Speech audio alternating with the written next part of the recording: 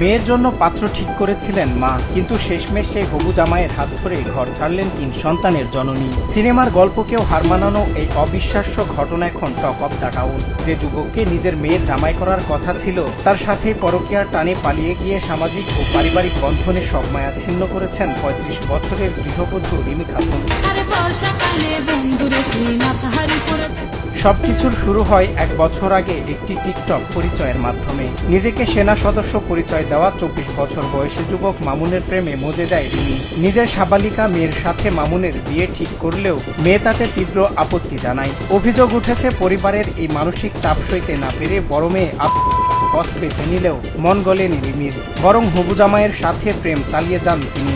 হঠাৎ একদিন আমার ওয়াইফ বলছে যে অমুক একটা ছেলে আছে, অমুক জায়গায় থাকে, তোমার ফরিদপুরে থাকে, সেনাবাহিনীর ভিতর কাজ করে।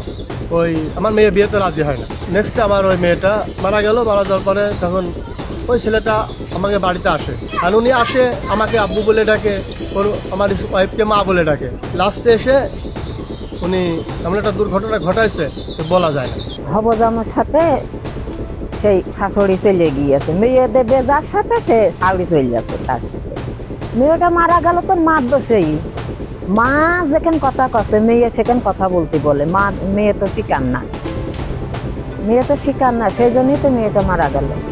এই ন্যাক্কারজনক ঘটনাটি ঘটেছে ঝিনাইদহের শুল্কুপা উপজেলার চর ত্রিবেণী গ্রামে। 17 বছরের সাজানো সংসার ফেলে গত 27 এপ্রিল স্বামী রাশেদ আলী বাড়িতে না থাকায় সুযোগ বুঝে ছোট 2 সন্তানকে সাথে নিয়ে প্রেমিক মামুনের হাত ধরে উধাও হন রিমি।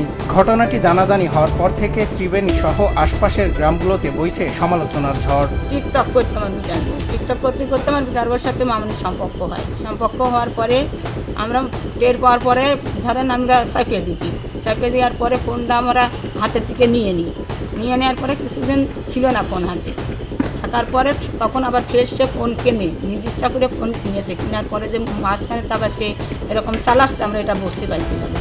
পেশায় গাড়ি চালক স্বামী রাশেদ আলী স্ত্রীকে ফেরানোর চেষ্টা করেও ব্যর্থ হয়েছেন। নিজের স্ত্রী ও হবু জামাইয়ের এমন বিশ্বাসঘাতকতায় দিশেহারা এই ব্যক্তি এখন 2 সন্তানের নিরাপত্তার জন্য চিন্তিত। এ ঘটনায় শৈলকুপা থানায় একটি সাধারণ ডায়েরি করা হয়েছে।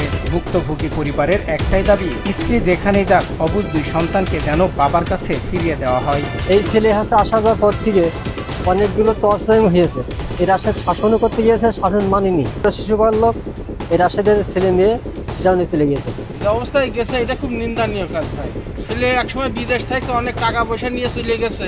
তা আমরা সবসময় চাচ্ছি যে বাচ্চা যদি ফিরে আসুক, এবং সেও গরিব মানুষ, আসল গরিব মানুষ, তার টাকা পয়সাগুলোও যদি আপনারা পারেন তার টাকা পয়সাগুলো ক্লোজ করে দেওয়ার চেষ্টা করেন। সংসার ভাঙা কিংবা পরকীয়ার খবর নতুন নয়, কিন্তু নিজের মেয়ের হবু জামাইকে নিয়ে উধাও হওয়ার এই ঘটনা নৈতিক অবক্ষয়ের এক চরম দৃষ্টান্ত। প্রযুক্তির অপব্যবহার আর সস্তা আবেগে পড়ে এমন আত্মঘাতী সিদ্ধান্ত কেবল একটি পরিবারকে ধ্বংস করে না, বরং পুরো সমাজের একটি লজ্জাজনক উদাহরণ তৈরি করে। প্রশ্ন থেকে যায়, সম্পর্কের এই চরম অবক্ষয় রুখবে কে?